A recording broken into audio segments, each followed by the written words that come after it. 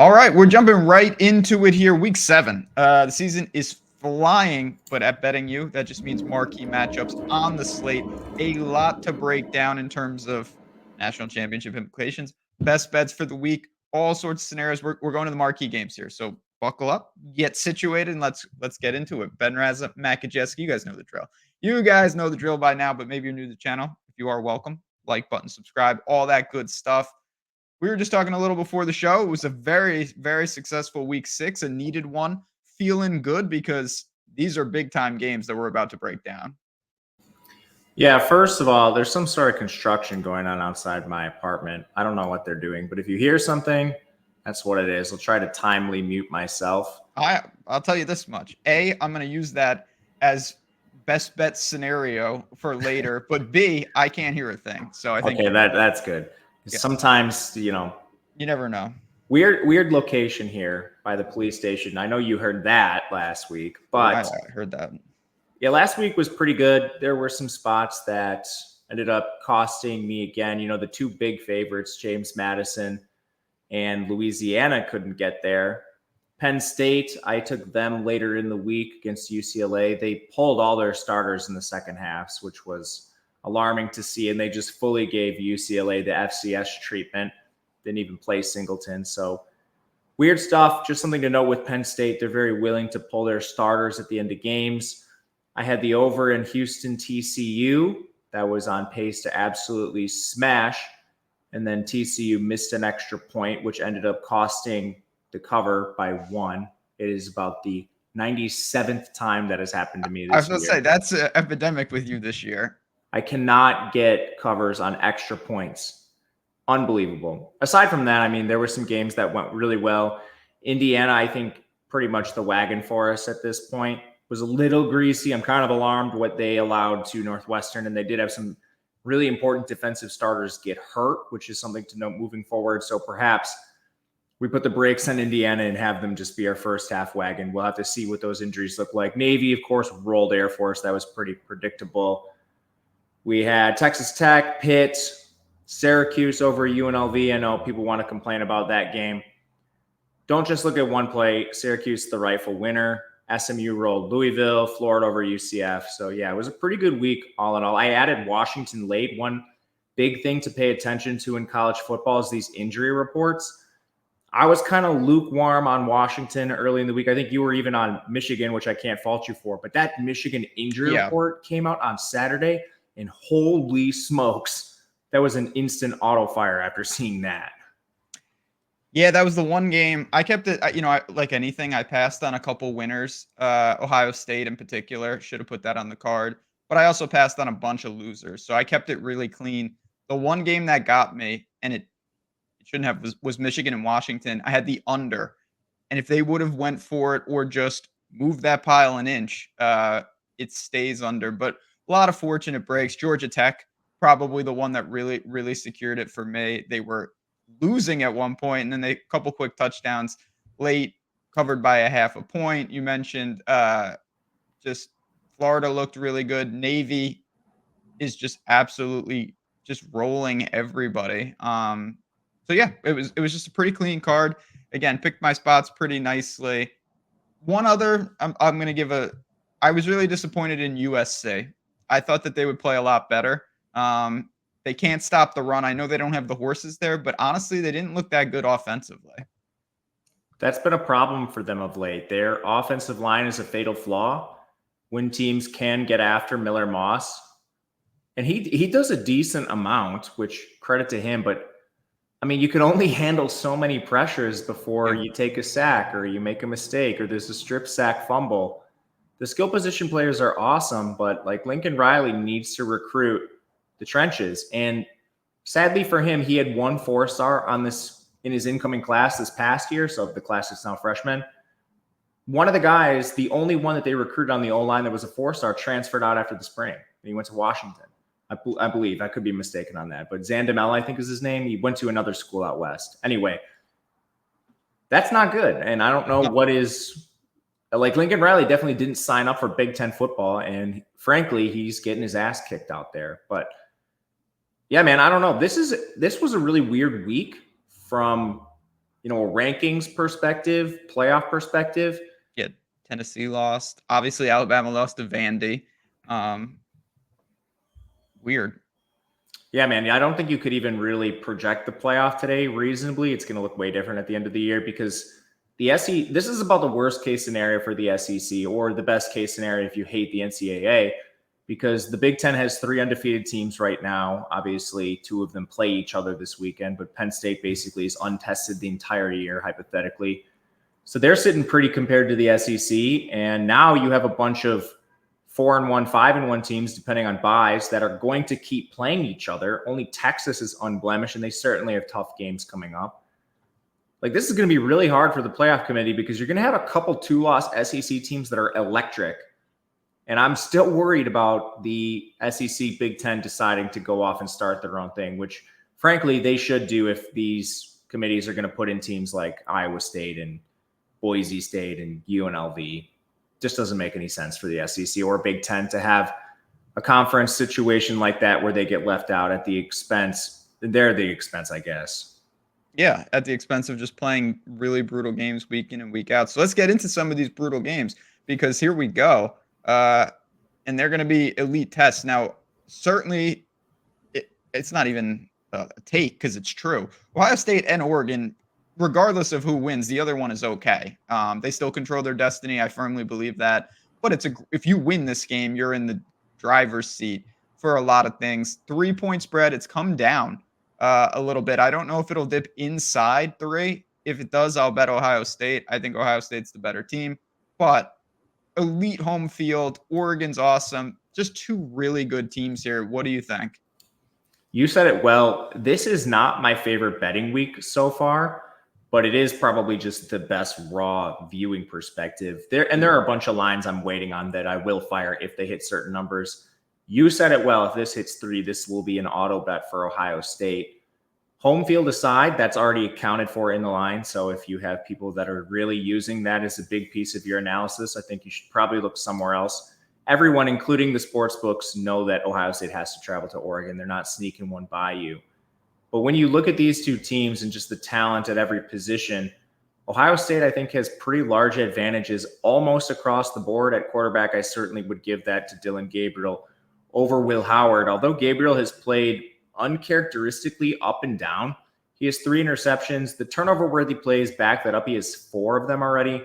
So he's running a little cold on the turnovers. Generally, it's like a 2-to-1 ratio, actual turnovers to turnover-worthy plays. So he is 3-to-4. Outside of those turnovers, he's still played well. He runs the ball. He has a 78% completion, nearly 9 yards per attempt. I still have concerns with this offensive line that still hasn't been able to get Bedford healthy at this point. I'm not sure he even plays this season. But then you look at the teams that have played Oregon. Who really gets after the passer? Boise? No. Oregon State? Definitely no. UCLA? Absolutely not. Michigan State? No. They maybe could have if they didn't have so many injuries, but this current edition of Michigan State, no. So now you go and you face Ohio State, and this pass rush is certainly going to get after you. And they probably have success because Oregon's been even rotating some offensive linemen at times. But like Jack Sawyer, JT Tumaloau, Tyleik Williams returned in the last game from the interior, Ty Hamilton. This is, I think, one of the best defenses in the entire country, like a top 3 unit. The only player they replaced at safety, they went out and got Caleb Downs from Alabama. I mean, this is a defense like no other Oregon has faced this year. And I do think the offensive line, which is the biggest concern for the Ducks, will be tested.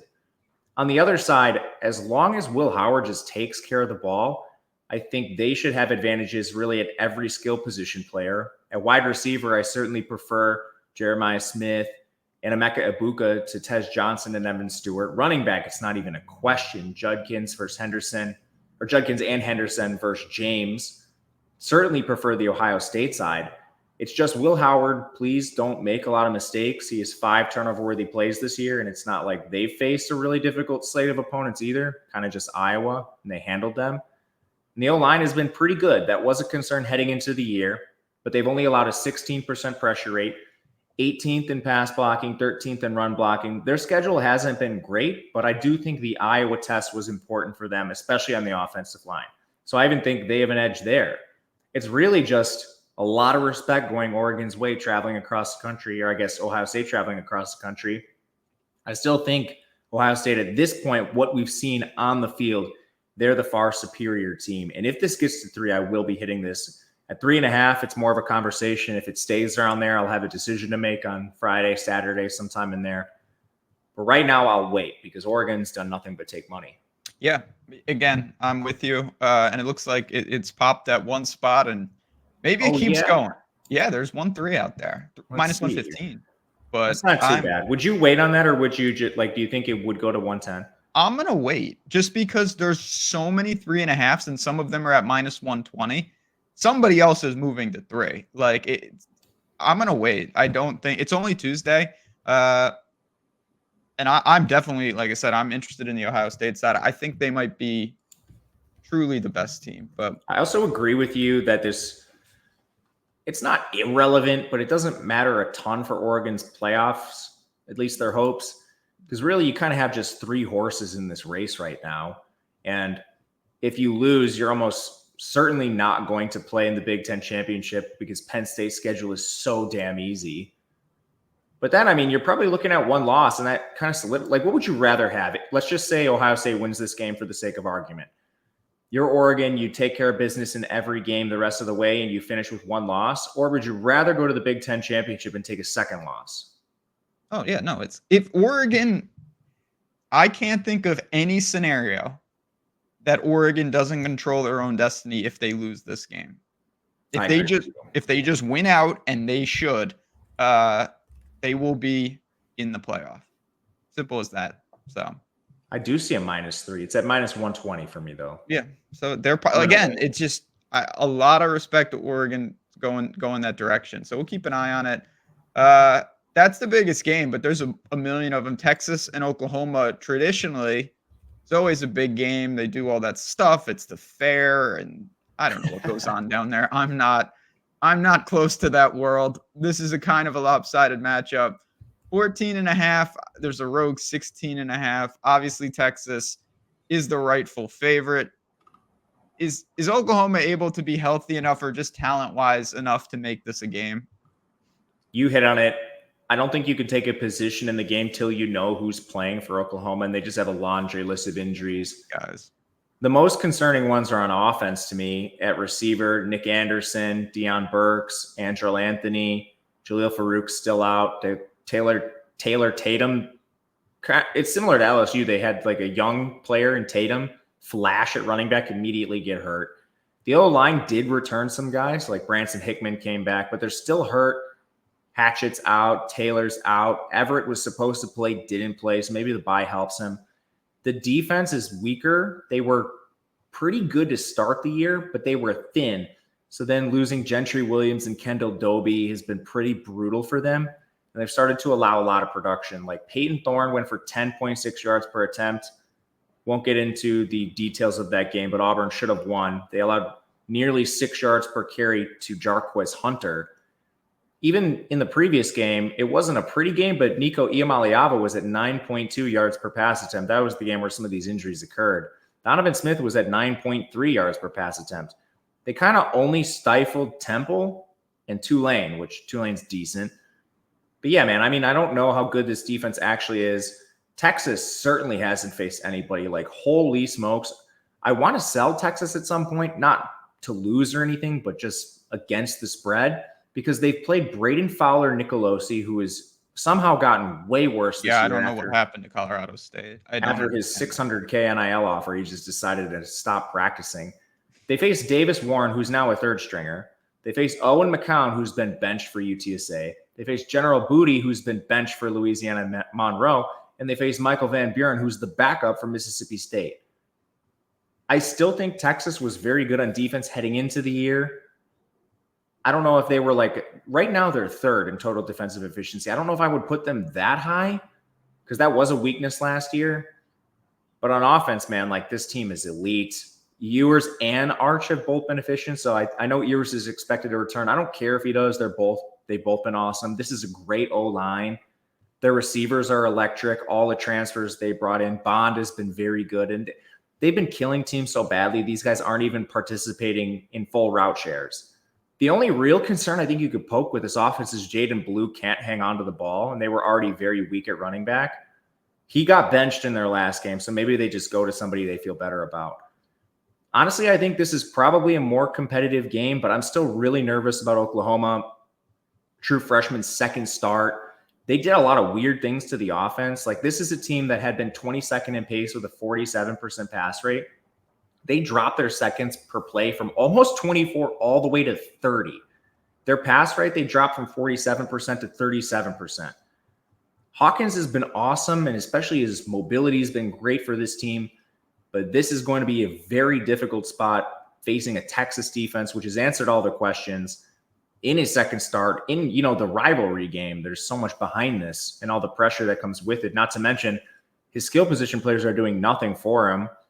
Offensive line is 116th in run blocking, 86th in pass blocking. Receivers are all hurt.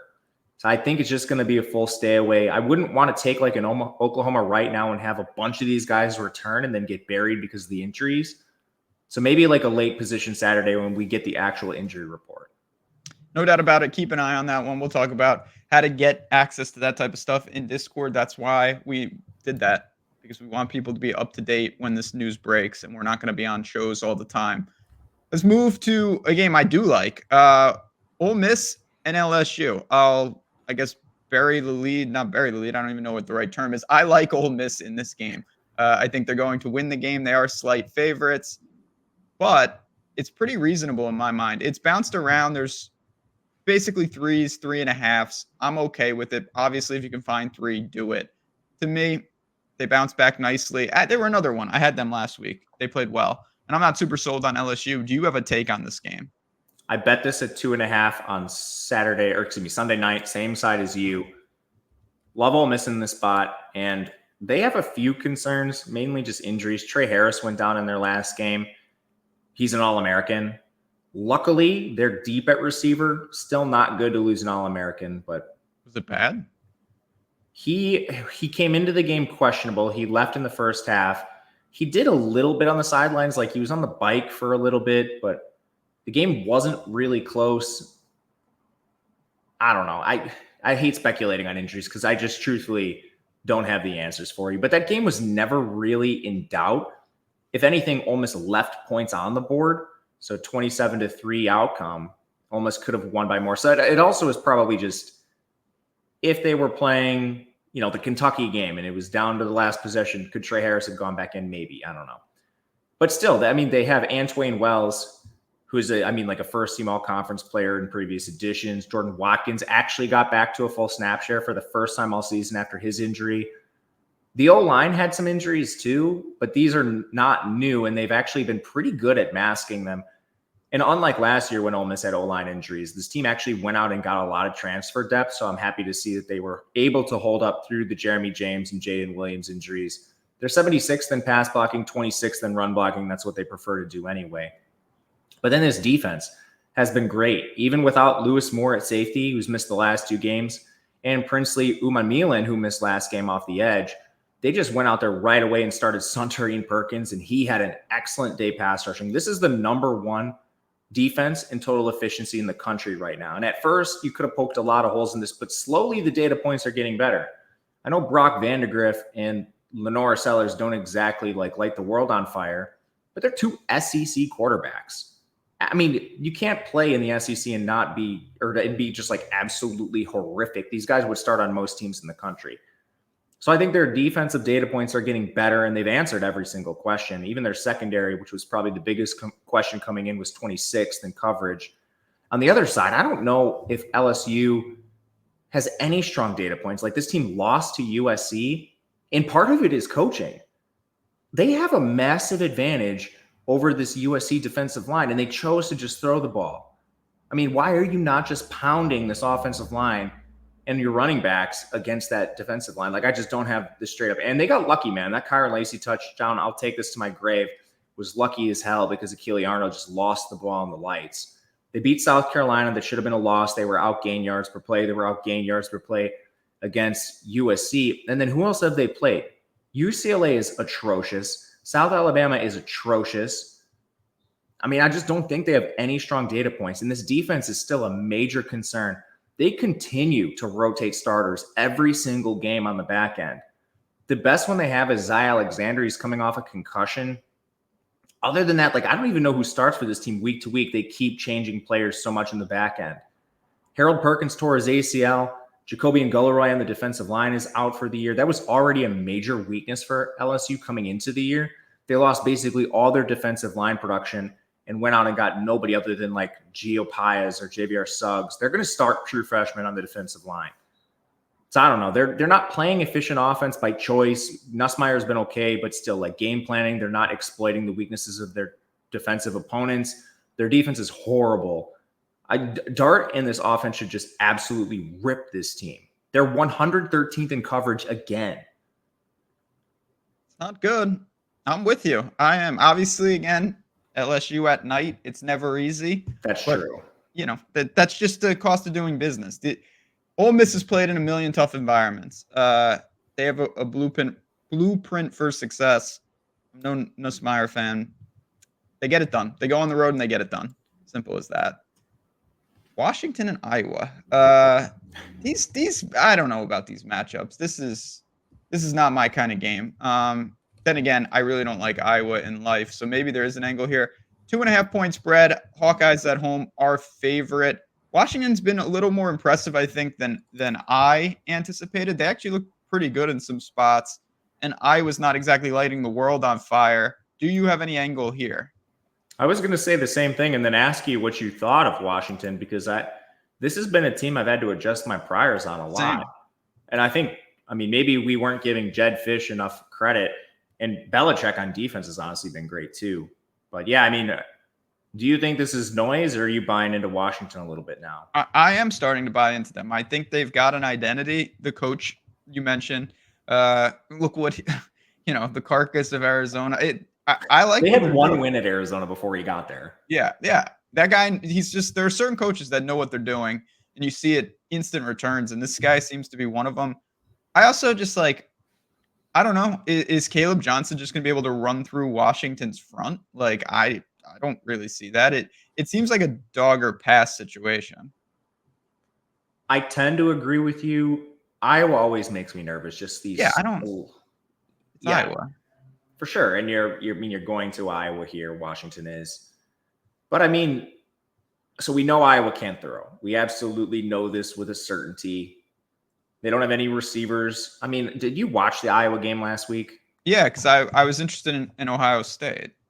Yeah, I watched it too. Did you see some of the releases from Reese Vanderzee and some of the receivers just the defensive backs just glued to them? From the eye test, it was just egregious. It's not all Cade's fault. His receivers can't get open, and they were playing Ohio State. But it's not going to be easier against Washington. Maybe 1% easier. Washington is an awesome defense. They're 23rd overall, 25th against the run, which isn't good for Caleb Johnson.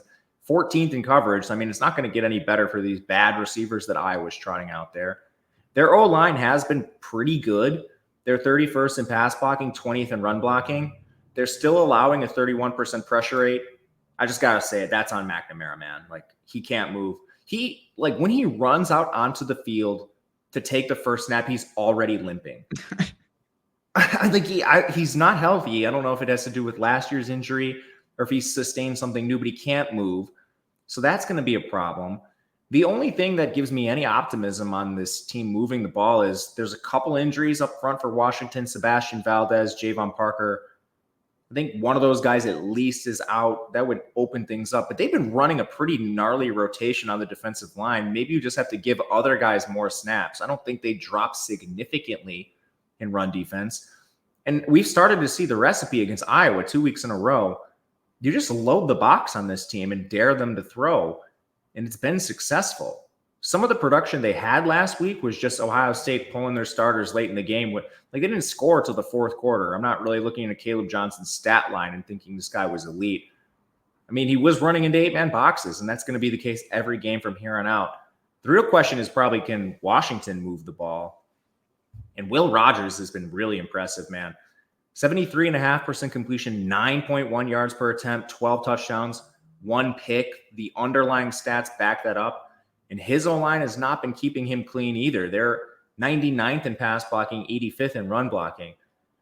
Iowa has shown cracks. Honestly, up front, they're a little worse than I thought they'd be this year. They're 64th in run defense, 47th in pass rush. They've now allowed some production to multiple backs.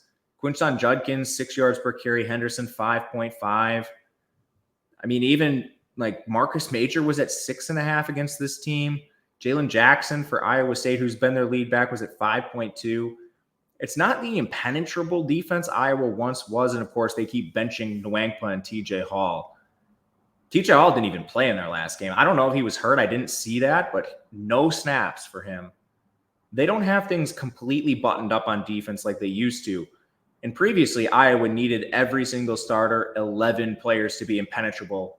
They're still really good. They have like 9 or 10, maybe, I don't know, 8 impenetrable guys, but those 3 are costing them games. And I could see that being the case again here. I'd love a 3, 2.5. I'm a little less interested on the road, but I think it is a dog or pass, man. Yeah, I hear you. And I'm not, like I said, I'm not running to bet this. There's 2.5s at -2.5, I should say, at -118.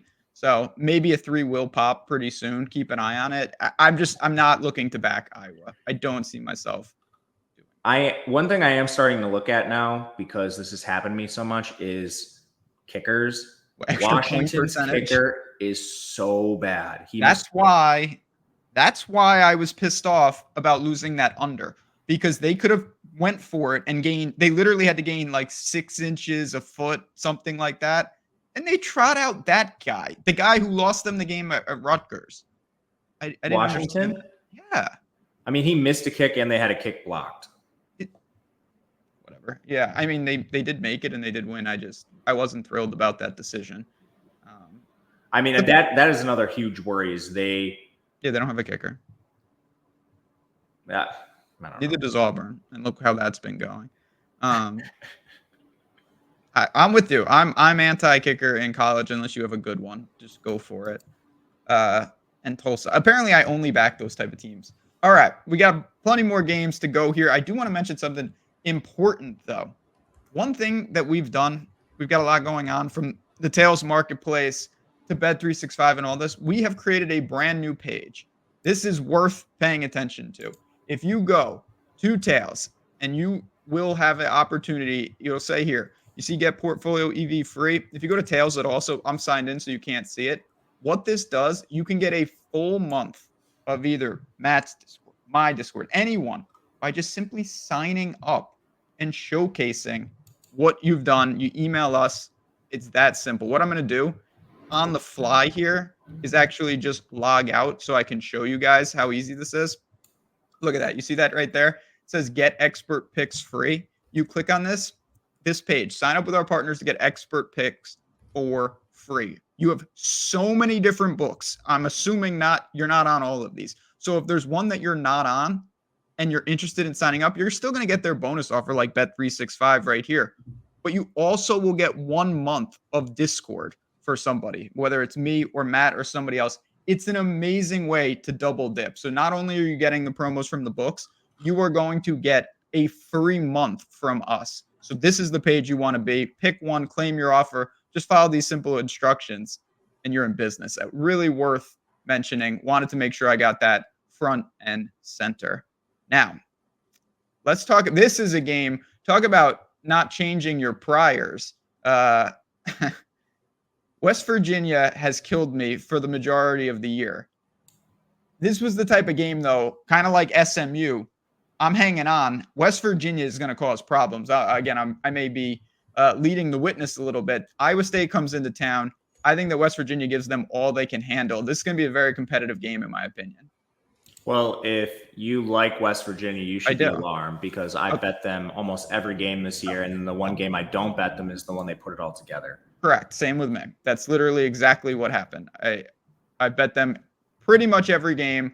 Then they look like world beaters against a team that I don't even like in Oklahoma State, and somehow I didn't have that on the card. I think you and me were like the biggest Oklahoma State haters coming into the year. I, of course, hate Alan Bowman, and I knew that defense was a fatal flaw. We have unders on their win total, which are looking nice now. But in this game, I do think you have an opportunity to sell high on Iowa State, who comes in as a favorite heading to Morgantown. Their schedule has been extremely easy. They played the FCS team. They beat Iowa in a really greasy game. And outside of that, I mean, that's a very good game. So I shouldn't say it's easy. But Arkansas State, Houston, and Baylor, that's basically the bottom of the Big 12 and a Sun Belt team, one we like, but still a Sun Belt team. This offensive line has a lot of concerns still. They come in 107th in pass blocking efficiency, 79th in run blocking efficiency. And that was a huge problem for them last year. They have made improvements, but again, this is a unit that went from like 115th to 95th, 90th. So, I mean, they still haven't even really reached the average mark. And when you have these players on the other side that you're playing against, I mean, that's alarming to me that you're allowing so much pressure. Now, Becht has been awesome dealing with it. And then his receivers are awesome with Higgins and Noel. As long as he has enough time, he's been able to take advantage of the mismatches in the receiving game. But at some point, this is going to come back to bite you. I don't know if West Virginia is the team to take advantage of this. I'm no West Virginia fan on defense, especially in coverage. They're 126th. They're going to rely heavily on that pass rush getting home before their DBs get burnt, because they continually are getting burnt. And they had players hurt too. Last week, they saw Garnett Hollis get injured in the game. He's been terrible, so I'm not sure it matters. But Jacoby Spells got hurt in the game. They did return Aubrey Burks and TJ Crandall, but they were way, way off from their full-time roles at the beginning of the year. It doesn't look like these two guys are still fully healthy yet. I kind of think they only got into the game because of the Hollis and Spells injury. We'll see on that. But yeah, on the other side, the reason I still am willing to play West Virginia as the home team is I'm just not sure what Iowa State has on defense right now either. They're currently 33rd, but I think they're going to play 2 third-string linebackers. So they already lost Will McLaughlin. He hasn't played this year. They lost Caleb Bacon immediately. They now have lost backups Kyle Brzezina and Jack Sadowski. To make matters worse, they lost both their defensive tackles last week, Dominic Orange and J.R. Singleton. I mean, we could be potentially playing 4 full backups and 2 third-stringers in the front 7 against West Virginia's power run game. And West Virginia has done everything correctly on offense. All their problems are on defense. 35th in pass blocking, 5th in run blocking. That unit has been awesome. They've paved the way for Donaldson and White. The receivers have been good. They use a nasty rotation, but they're still mostly productive. The only time the offense has gotten into trouble has been Garrett Green. 7 turnover-worthy plays. He's already eclipsed the mark last year, but he's changed a little bit. In the last 2 games, he only has 1 turnover-worthy play. So it seems he may be righting the ship a little bit. I don't know if it just took some hard coaching. Garrett, you don't have to win the games on your own. Your cast around you is amazing. But I don't think people are really taking advantage of these potential injuries on the Iowa State side. They have a ton of them on defense, man. It's going to be a tough spot for them. And I like Iowa State as a team, but I'm more interested in West Virginia. I have not bet it yet, but that's the side that I am looking to. I did take it. I took a 3.5. 3.5. Okay. And there are a couple 3.5 still out there. So it's right online. You can still get those. Penn State. You talked about Penn State already. They could get tripped up here. There's no doubt about it. I'm not sure that they will, but you got a 4.5, 5.5 point spread against USC. I mean, it's pretty simple to me. We don't really know. Penn State did go into Morgantown in what I thought was going to be a competitive game, and they handled them. It was a weird game, and it was opening week. What do you think this game just, pace-wise, stylistically, matchup-wise looks like? Yeah, they also handled Illinois, which, unlike a lot of teams. Sorry, what were you going to say? Yeah, no, that's true. Now, that was in Happy Valley, but yes, very true. And that keeps aging nicely. Illinois, a better team than I personally thought, and they held Illinois to 3.8 yards per play. Pretty good data point. The real problem I have with Penn State is they're playing like a playoff team already. They're just playing with their food. They treated UCLA like this. They didn't even play Singleton in the last game, like from the beginning of the game. And they only had 3 starters on defense play more than 50% of the snaps.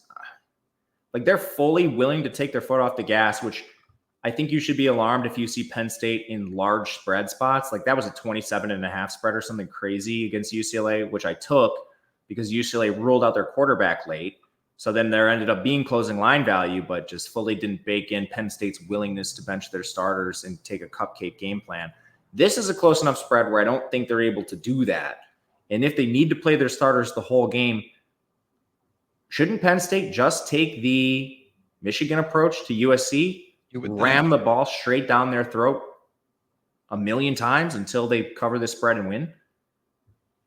I mean, that's kind of, to me, what Penn State also, for a lot of years, they've gotten in big games, and, Aller hasn't done anything. It feels just like that's a perfect recipe for success, not just personnel-wise, but kind of what they want to do anyway. Their O-line has been decent, and they're not going to be as good as last year, losing Fashanu and Wallace. It's just they lost 3 NFL players. It is what it is. They're still fine. They're still pretty good. They just don't have quite the ceiling. But still, on the scale, like Michigan was able to ram it down USC's throat. On the scale of Michigan, Minnesota, Penn State, where do they rank? I think they're the best O-line among that group. Minnesota's decent. Michigan's O-line is a legitimate concern. And they were still able to ram it down USC's throat. Say what you want about Bear Alexander. He wasn't playing anyway. It doesn't matter. They're playing a Vanderbilt and a Wyoming transfer almost every single snap on defense, USC that is. This is a fatal flaw for this team. And it's going to continue to be against teams that have a competent offensive line and run game. Now you've Singleton healthy. He skipped the game. He didn't skip the game. They held him out. Precautionary. They didn't even need to use him. If that happens again, like Katron Allen, I'm completely fine with that. This team recruits nothing but 4- and 5-star backs. And then USC, they've been tripped up a little bit more on offense than I thought they would heading into the year. We mentioned this at the beginning. Their offensive line is just a problem. Penn State is 5th in the country in pass rush efficiency. 5th. This is a huge mismatch in favor of Penn State. I hate that they have to travel across the country. That's always going to be worth mentioning when you now have these Big Ten teams consistently going 4 or 5 hours through the air. But still, they're vastly better than USC in this spot. I'm with you. I really have nothing else to say. I'm not backing USC anymore. They talk about fatal flaws. It's just not happening. We'll see how Penn State still remains to be seen, but I get it. Similar to Auburn last week, even though I like Auburn better than South Carolina, it's never a good idea to be scheduled to go to a team that just had something bad happen to them. And certainly Alabama would qualify. Back home, angry. It's north of 3 touchdowns. It's a lofty number. What do you make of this, though? Yeah, this might just be baptism by Jalen Milroe. They're going to be very angry. Jalen Milroe had an awesome game against Vanderbilt. And let's not forget, Alabama had a 98.5% post-game win expectancy against Vanderbilt. That if you didn't get to watch that game, please go back and watch it. It was maybe the upset of my lifetime. It was close, damn near close. Maybe I'm saying that because of recency bias, but that was an awesome, awesome game that we won't see for a while. Milroe somehow improved his efficiency stats in that game. Vandy's defense stinks, so this kind of makes sense. They're just a shootout team straight up. I don't think anything should really be taken away from Milroe in like the Heisman race. He's super valuable to this team. He's been the best quarterback in the entire country when you consider in his mobility. It's not particularly close. This O-line is getting better. They did allow a lot of pressure in the beginning of the year, and they were penalized often, but they have Caden Proctor back, who's made an absolutely enormous difference. And I don't buy the South Carolina defense. They're really good in the efficiency metrics, but they ran hotter than the sun on turnovers. Just watch like the Brock Vandegrift performance against them to start. And since then, they've started allowing production. So far, they've played Grant Wilson. All right. Vandegrift had his worst game. Nussmeier was pretty decent when they played. Then they played Akron. And finally, Dart diced them up for 10.5 yards per attempt. On the scale of Ben Finley to Jackson Dart, Jalen Milroe is probably up. He's way closer to Dart, if not just way exceeding him. So this is going to be a big problem. Then on the other side, South Carolina has a huge fatal flaw in offense, and it's their O-line. 91st in pass blocking, 105th in run blocking. This team is not starting the unit I thought they would heading into the year. Their left tackle is a true freshman, and both of their guards are transfers from NC Central and FAU. When you see that on paper, I mean, would you be surprised if I told you they were allowing a pressure on 41% of Sellers' dropbacks? I don't think so. Now, like, I don't even know how good Sellers is. I don't think he's a superstar by any means, but he doesn't have any time to do anything. He has 7 turnover-worthy plays, 3 big-time throws. He's run hot on those. They've only turned into 3 interceptions. I guess the only real concern with Bama is their defense has now looked bad in 2 straight games. 8.8 yards per attempt to Carson Beck, 12.6 to Diego Pavia, who's not playing behind a good offensive line. They lost Devontae Smith in the game, so that forced a second true freshman onto the field for them. They're going to be playing with 2 freshmen on defense if Devontae Smith cannot return. I don't know, man. Like, I still think the defense is really good, and there's not going to be many teams that can actually exploit this team, especially with their pass rush up front being so solid. But I don't know, man.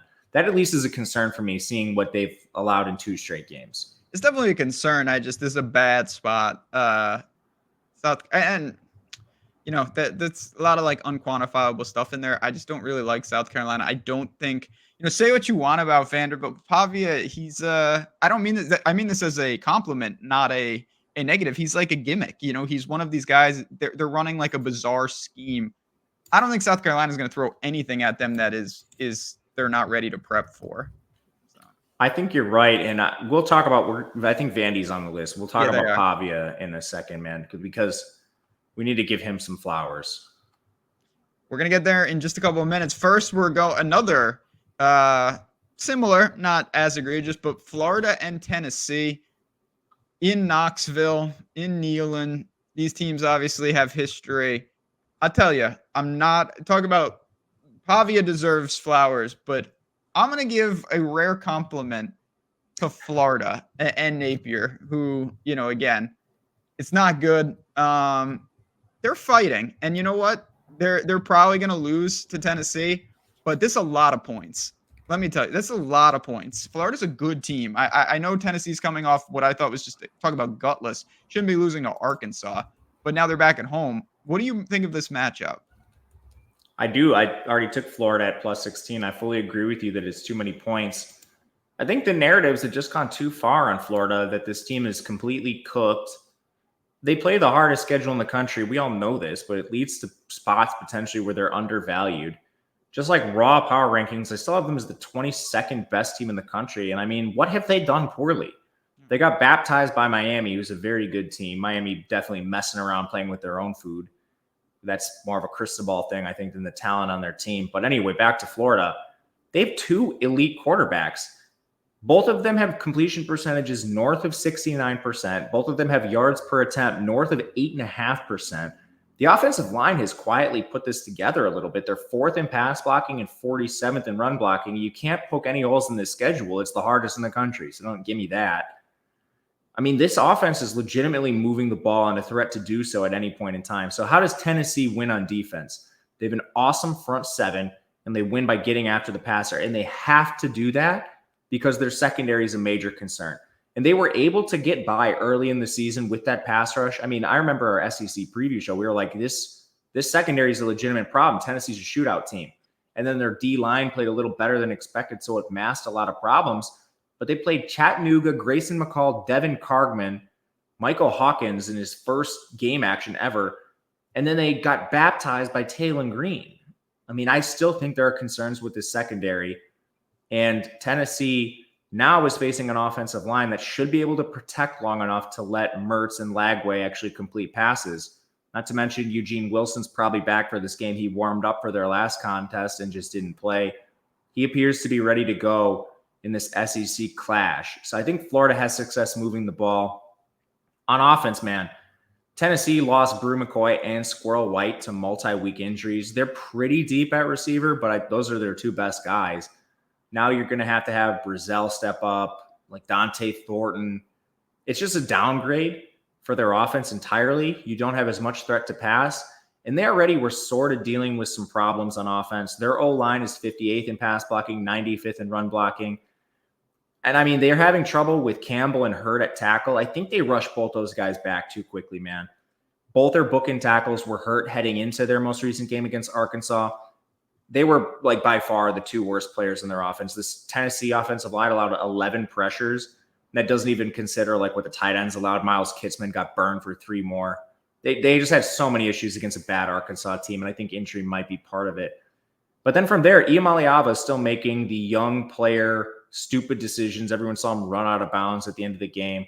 He's 5 turnover-worthy plays in the year. The run game needs to be good if this is going to be a successful game for them, and they've just been average, and their offensive line 95th in run blocking.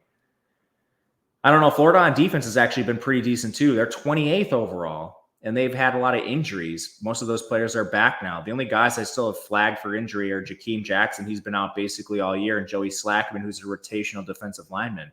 There's a chance Florida's straight up healthier now that this team, Tennessee, that has lost McCoy, Squirrel White, and they lost one of their best defensive tackles, Bryson Eason. That didn't look good either. He had no weight on that leg as he came off the field. So I don't know. I think this is way too many points. I wouldn't be surprised if Florida wins this game, man. Traveling to Knoxville is not a good spot at all, but you're going to get a really good price on a money line. Don't play anything like close to a unit. Sprinkle this if you want, but yeah, man, Florida's underrated. Interesting. Let's just see what we can get, because you're definitely going to get certainly plus 500. That'll play. Maybe a splash. Okay. Vanderbilt, Kentucky. Vanderbilt shocked the world. They don't have a home stadium, but if they did, people would be going crazy. Whatever they played, they still were going nuts. It's Vanderbilt. What can we say? Good for them. It was awesome to see, obviously. Where do we go from here, though? Obviously, this is a tough evaluation, I think, for the books and just for life. They're still 14 and a half, couple touchdown dogs in Kentucky. Feels about right to me, but I don't know. It's a weird game. I'm interested in Vandy. I want to get your take on this game. But first of all, got to give some shout outs to Diego Pavia. And this guy's been a wagon forever now. I believe he's originally like a JUCO guy, goes to New Mexico State. And giving credit to @StatsAwar on Twitter, he had a tweet in 2022 following the New Mexico State season. Here's some crazy stats on Diego Pavia.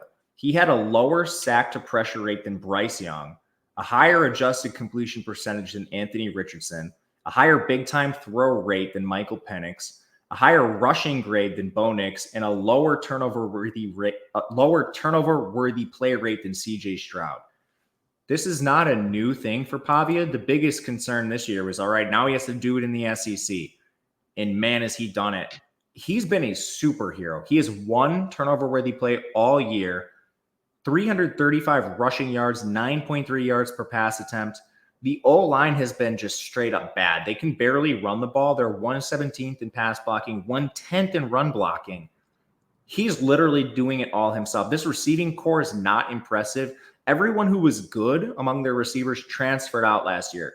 They're relying on a converted quarterback in Stowers to move the ball. So, I mean, all this suggests, at some point, perhaps Vanderbilt experiences some offensive regression, but what is Pavia regressing to? We have 3 seasons of this elite sample, and you mentioned it too. They run a gimmicky offense, so they are masking some of their deficiencies through schematics and game plan. And just watch the game.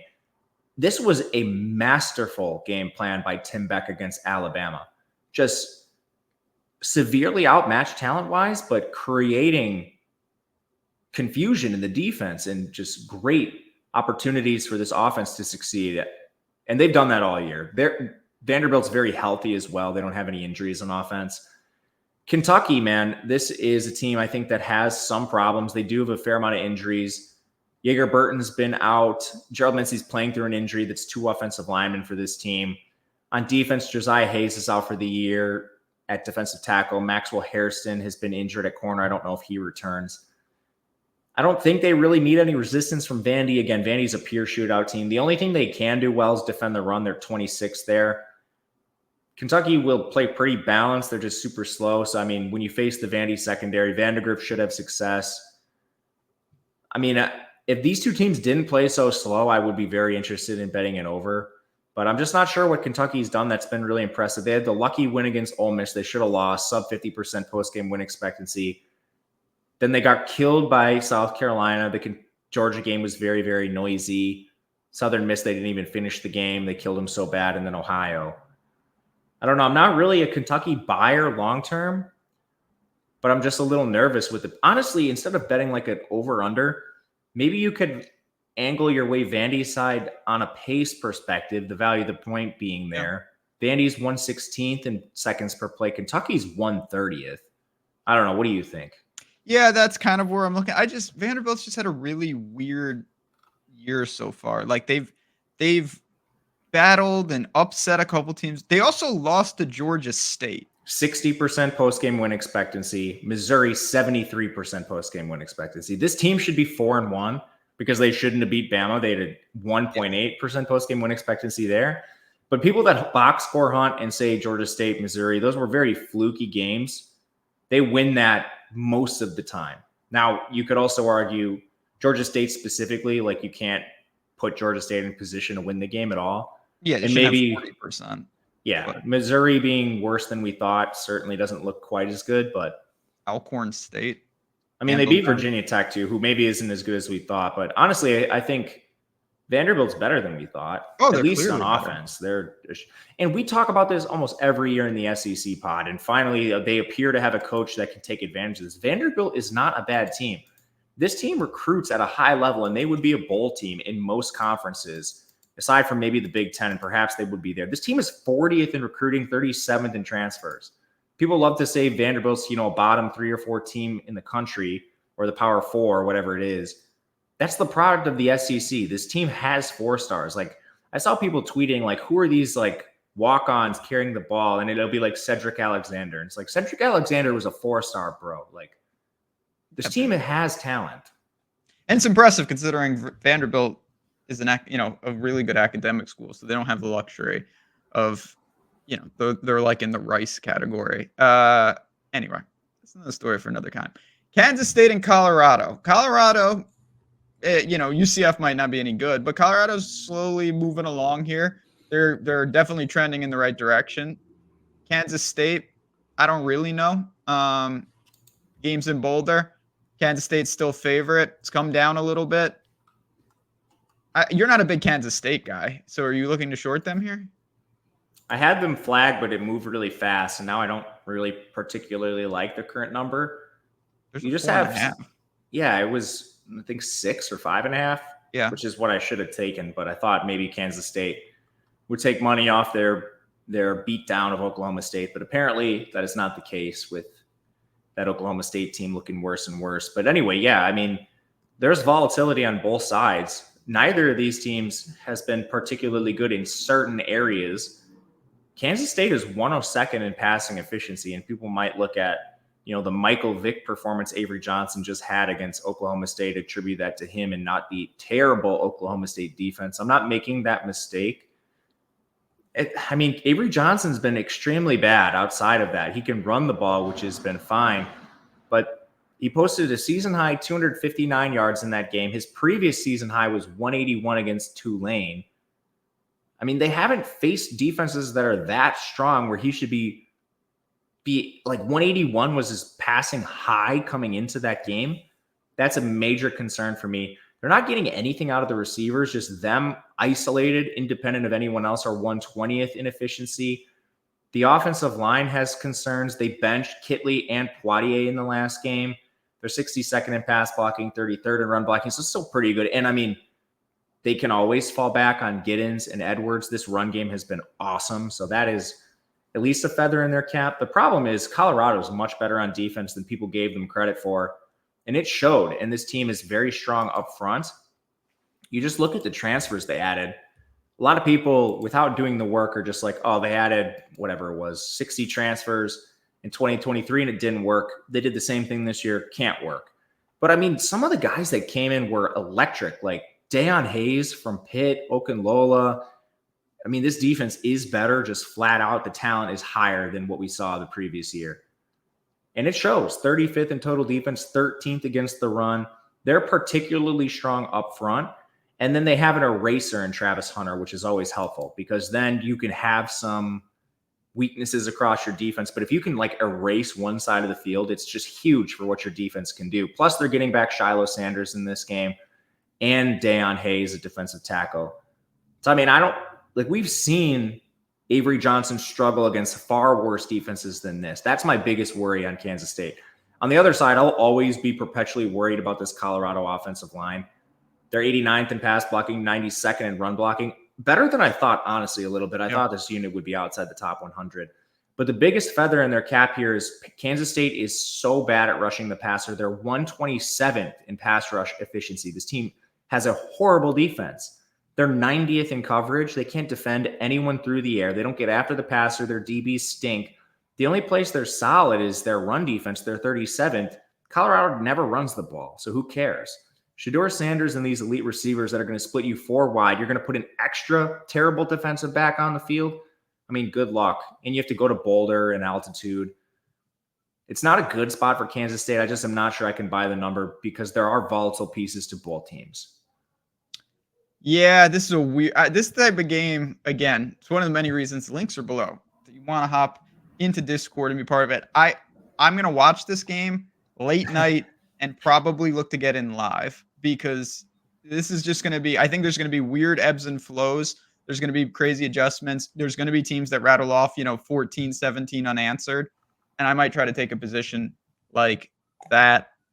Couple more games, and then we'll get to our best bets and get out of here. And, of course, we'll have another show dropping with the egregious plays and a couple games we may not get to today. So don't worry about it. We got you covered. Wisco and Rutgers, though, they snuck in. I don't know. I mean, 2.5-point spread. It's in, I believe, Piscataway is where they play. Wherever. It's in New Jersey. That much I can confirm. I don't know. This is your home account, so you can tell me. I don't know what to make of Wisco, and we know that Rutgers, they do have an identity, and it is a tough team to play. Yeah, going out there is tough. Man, I'm getting interested in Rutgers, kind of. Yeah, The Badgers are really hurt. So on top of Ches Malusi leaving the team to rehab, they lost their top 2 receivers in their last game, Bryson Green and Will Pauling. I'm no Braden Locke fan. But somehow it seems like every single week, Vinny Anthony streaks down the field for a 60-yard touchdown. I think they're just kind of lulling teams to sleep, running the ball so much. And Kekahuna looked pretty good, too, for Wisconsin. So maybe these injuries aren't quite as bad. But still, Braden Locke, 2 big-time throws, 5 turnover-worthy plays, can't run. I mean, I think you tried to run the ball against Rutgers. I don't know if it'll work. Rutgers has been pretty bad against the run all season long, but they finally started to show a pulse in their last game. And I think that makes sense with some of the guys they got back from injury, Tyreen Powell and Wesley Bailey. We mentioned them every single week. They finally kind of put the clamps on a Nebraska rushing attack last week, and they jumped to 60th in run defense. They were outside the top 80 before that game. So it's a good data point. And I don't know. I'm just like, the production we've seen from Locke in this offense, I don't really want to buy into it long term. And then on the other side, I think we kind of have seen the recipe for teams trying to defend Rutgers. Put the ball in Kaliak Manis's hands, load the box, make him beat you, and you might have a chance. That's happened 2 consecutive weeks, and Rutgers has gone 1-1 in that span. But Wisconsin is 97th in run defense. I'm not sure they have the bodies up front to dedicate to actually beating this Rutgers team when their offensive line is electric. They're 3rd in run blocking. Kalamananga is a monster. It's almost like an Iowa handicap. Teams have to defend Rutgers like they're Iowa or Michigan because they can't throw. And then if you don't have the personnel to do that, they're probably just still going to ram it down your throat. So I'm kind of interested in Rutgers here. I didn't take it, though. I haven't taken it either, and I don't know why I'm saying I'm waiting because I probably should because it's just sitting at 2.5 minus 110. So if I'm going to do it, I probably should do it, and I'll make that decision later today. I like Rutgers, though. I kind of know who they are. The win against Washington, even though it was a somewhat, I'd say, fortunate bounce, still a good data point for them. They can handle teams, and they are very strong at home. So I think that's the side that I'm warming up to getting to.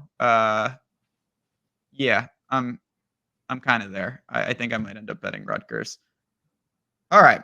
One final game. We're not going to get to the last game. We'll get to this game. We'll get Syracuse in there. Why not? I can't even bet this game, but this is all you. Cuse and NC State. I don't know. NC State, man. It's been a year. 5.5 point, 4.5 point, home dogs. Warranted? Does Syracuse keep it rolling? Yeah, I'm interested in Syracuse. NC State, I just don't think has it really anything this year. They've been inept on offense under their new quarterback, and McCall just got hurt again this year. So, I mean, CJ Bailey, 7 turnover-worthy plays, only 3 picks. He's running hot there. The O-line has been inconsistent. They're 52nd in run blocking. That's been a big problem for them. They have stood up fairly well in pass blocking, 19th, but still. With Bailey back there, just an inexperienced signal caller, he's taken sacks kind of regardless of what they've done, just with poor pocket awareness. Syracuse is starting to improve on defense. Their run defense, I guess, was the major concern. They're 72nd there. But, I mean, finally, they've had some better data points. They actually handled UNLV's rushing attack decently well. It's kind of just been that weird blip against Ohio where they allowed 200 yards to Anthony Tyus, but they did a good job against Jamal Haynes at Georgia Tech. Stanford, they did a good job. I'm not going to read too much into that one. So perhaps this defense is a little better than we thought. Part of the reason they were so bad is Marlo Wax got hurt. He's still not back. He's their best defender, but it is what it is. You have to defend against NC State, who is almost inept on offense. They had like 160 yards against Northern Illinois and won a game. They had a 19% post-game win expectancy. Wake Forest was more of a shootout. They should have won that game. They ended up losing, but it's still Wake Forest. That was a battle between the bottom of this conference. So I'm not really buying into NC State on offense, even if I think Syracuse defense is middling. On the other side, Syracuse should absolutely hum on offense with this air raid style they're using, getting really good play out of their receivers. Even guys like Meeks are stepping up. McCord has been awesome. He's 19 big-time throws already this year, which is pretty wild. O-line has been consistent, 60th in pass blocking, 38th in run blocking, so well above average there. NC State's defense is not the same as last year. They're 83rd against the run, 50th in coverage, and they haven't exactly faced a lot of great quarterbacks. They did play Iamaleava, who diced them. They played Klubnik, who diced him, but otherwise it's like Bachmeier from Wake, Hampton from Northern Illinois, Jack Turner, and an FCS team. So very up and down schedule for this team. I think Syracuse can get it done even on the road. Yeah, Cuse's been impressive. I like what they're doing in NC State. Like you mentioned, it's been a tough year for them right from the get-go. They were like battling with I think it was Western Carolina right off the jump. That was indicative of a lot of problems this year. All right, I will say, I didn't hear a peep. There's still people outside? I think they left. So what actually happened, I know the truth, is that you told them, listen, if you take a break, go get some breakfast, quiet during my show, I'll give you a couple winners at the end. And they said, okay. So they went down to the deli. Now they're coming back and they're going to ask, all right, where are these best bets that you promised? So for the construction people and for society, where are we looking for our favorites? Ole Miss. If you can find a 3, take Ole Miss. I think they're probably number 1 for you and I. Yeah, correct. Yep. Florida, too many points. I took a 16. I see a lot of 15.5. I mean, anything better than 15.5, I would certainly take, but I'm fine with that number. And then West Virginia, I took a plus 3.5. I'll leave that one. But the one I like a little more than West Virginia is Penn State over UCLA minus 5.5. So I guess I'll give you 4 on accident. Yeah, no, that works. And that works perfectly because I'm really just going to throw one more in. It won't even let me press Penn State. That can't be a good omen. I'm putting Ohio State in there. I do think that you're going to be able to potentially. Society doesn't want me clicking these, but you know what I'm trying to do. -3, -2.5 for them. I think they're going to go in and get an impressive win on the road in Oregon. So we got some road teams, a lot of road teams actually. But you know what? Good teams, and I'm very comfortable with those. Again, plenty more. You already dropped some bets in your Discord. I'm going to be following suit. There are games all throughout the week too. Keep an eye out for those videos. They'll be dropping on this very channel, so make sure you're subscribed and hit the like button for us. It helps us out immensely, and it really is appreciated. There we have it, friends. Week 7, first of many college football shows here at Odd Chopper. For me, for Matt, the construction workers, and everybody else, good luck. Enjoy. See you in a couple days.